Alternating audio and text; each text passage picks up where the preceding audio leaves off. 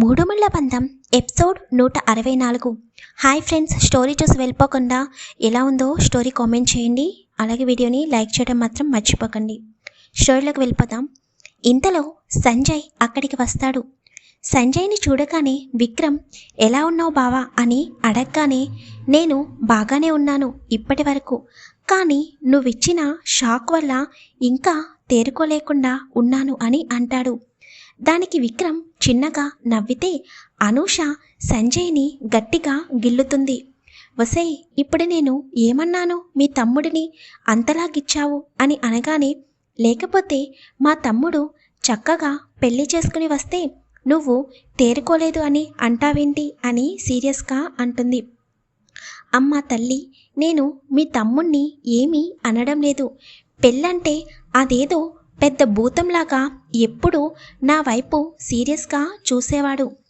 అలాంటిది ఈరోజు ఏకంగా పెళ్లి చేసుకుని వస్తే అలా కాక ఇంకెలా అనమంటావు అని సంజయ్ అనగానే, చాలే, ఎప్పుడు చూసినా మా తమ్ముడిని ఏదో ఒకటి అంటానే ఉంటావు అని అనూష అంటుంది.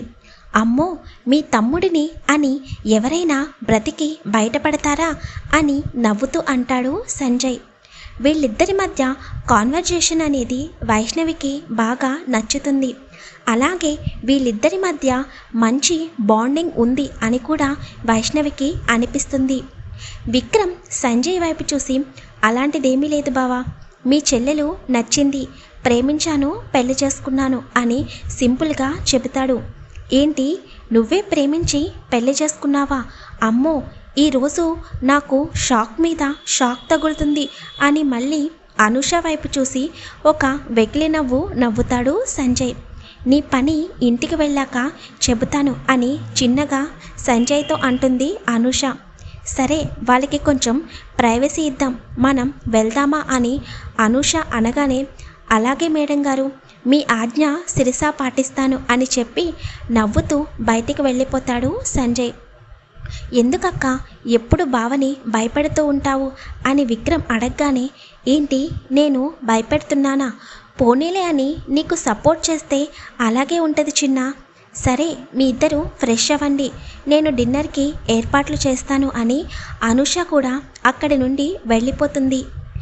వదిన అన్నయ్య జంట చాలా బాగుంది విక్కీ అని వైష్ణవి అనగానే, అవును, మా బావకి అక్కంటే చాలా ఇష్టం, అందుకే అక్క ఎన్నన్నా కూడా చిరునవ్వుతో సమాధానం చెబుతాడు అని విక్రమ్ చెబుతాడు. వైష్ణవికి కొంచెం మనసు కుదుట పడుతుంది.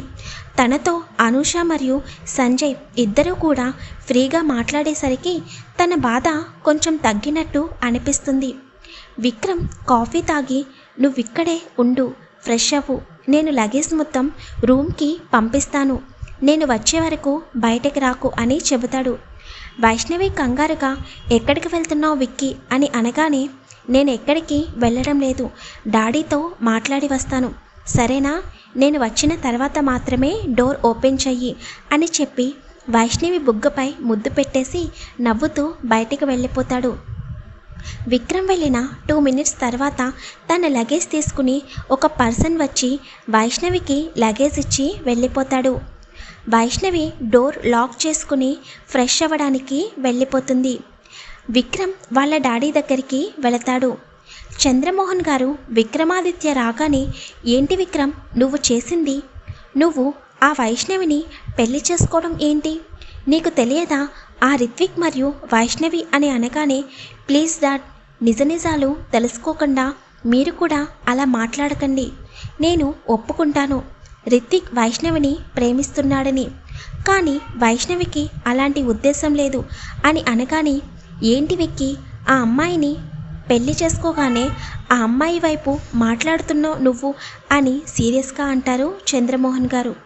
డాడీ, మీరు నాకు ఒక విషయం చెప్పండి, మీరెప్పుడైనా రిత్విక్ మరియు వైష్ణవి క్లోజ్గా ఉండడం చూసారా అని అడగగానే, అలాంటిదేమీ లేదు, నేను చూడలేదు, కానీ విన్నాను, ఆ అబ్బాయి ఆ అమ్మాయి చాలా వరకు ఒకింట్లోనే ఉండేవారని విన్నాను అని చంద్రమోహన్ గారు అనగానే, డాడీ, ఒక ఇంట్లో ఉన్నంత మాత్రాన వాళ్ళు తప్పు చేసినట్లు కాదు, నేను మీకు జరిగింది మొత్తం చెబుతాను, నేను చెప్పేది ముందు సైలెంట్గా వినండి అని విక్రమ్ సీరియస్గా చెప్పగానే చంద్రమోహన్ గారు ఏమీ మాట్లాడకుండా అలాగే ఉండిపోతారు.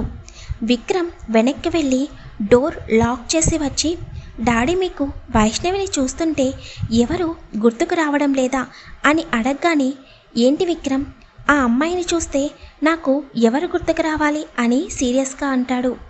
ఒకసారి బాగా వైష్ణవి ముఖాన్ని గుర్తు చేసుకోండి డాడీ అని అనగానే, అప్పటి వరకు ఎప్పుడూ కూడా వైష్ణవి ముఖాన్ని అంతగా పరిశీలనగా చూడని చంద్రమోహన్ గారు విక్రమ్ ఇచ్చిన మొబైల్లో వైష్ణవి పిక్ని చూస్తూ ఉంటారు. బాగా అబ్జర్వ్ చేసి చూడండి అని చెప్పగానే చంద్రమోహన్ గారు వైష్ణవిని పిక్స్ని చూస్తూ, అవును ఎవరో గుర్తుకు వస్తున్నారు కానీ అని అనగానే, ఇంకెవరు, అత్తయ్య గుర్తుకు రావాలి అని విక్రమ్ అంటాడు. ఏంటి విక్కీ నువ్వనేది, అత్తయ్య ఏంటి అని, ఏ అత్తయ్య గురించి మాట్లాడుతున్నావు అని ఆశ్చర్యంగా అడుగుతారు. ఇంకెవరో డాడీ, రాధా అత్తయ్య గురించి మాట్లాడుతున్నాను అని విక్రమ్ అనగానే ఒక్కసారిగా షాక్ అవుతారు చంద్రమోహన్ గారు. అంటే నువ్వు ఏం చెబుతున్నావు విక్రమ్ అని చాలా ఆశ్చర్యంగా అడుగుతారు. ఇంకా అర్థం కాలేదా డాడీ, వైష్ణవి ఎవరో కాదు, స్వయాన మీ చెల్లెలి కూతురు, అంటే రాధా అత్తయ్య కూతురు, నీ మేనకోడలు అని చెప్పగానే చంద్రమోహన్ గారు ఒక్కసారిగా షాక్ అవుతారు. ఏంటి, నా చెల్లెలు రాధా కూతురా వైష్ణవి అని అలాగే అక్కడున్న బెడ్పై కూర్చునిపోతారు. వెంటనే విక్రమ్ చంద్రమోహన్ గారి భుజంపై చెయ్యి వేసి, అవును డాడీ, నాకు ఈ మధ్యనే తెలిసింది అని అంటాడు విక్రమ్. నేను వెంటనే నా చెల్లెల్ని చూడాలి, నన్ను అక్కడికి తీసుకువెళ్ళు అని కంగారుగా మరియు సంతోషంగా అడుగుతారు చంద్రమోహన్ గారు. వెంటనే విక్రమ్ సైలెంట్ అయిపోతాడు. ఏమైంది విక్రమ్, త్వరగా నన్ను నా చెల్లెలు మరియు నా బావ దగ్గరికి తీసుకువెళ్ళు, వాళ్ళని చూసి చాలా సంవత్సరాలు అయిపోయింది, నేను చేసిన తప్పుకి నా చెల్లెల్ని సారీ అడిగితే తప్ప నాకు మనశ్శాంతి ఉండదు అని బాధగా చెబుతారు చంద్రమోహన్. కానీ విక్రమ్ డాడీ అని చాలా స్లోగా అనేసరికి, ఏమైందిరా, నేను ఇంతసేపటి నుండి అడుగుతుంటే నువ్వు మాట్లాడవేంటి అని సీరియస్ అవుతారు. డాడీ మీరు మర్చిపోయినట్టున్నారు, వైష్ణవి వాళ్ళ అమ్మా నాన్న యాక్సిడెంట్లో చనిపోయారని మీకు తెలుసు కదా అని అనగానే, అవును నాకు తెలుసు అని ఒక క్షణం ఆగిపోయి, అంటే నా చెల్లెలు నా బావ, ఇంకా ఆయన మాట్లాడలేక అక్కడే కుప్పకూలిపోతారు.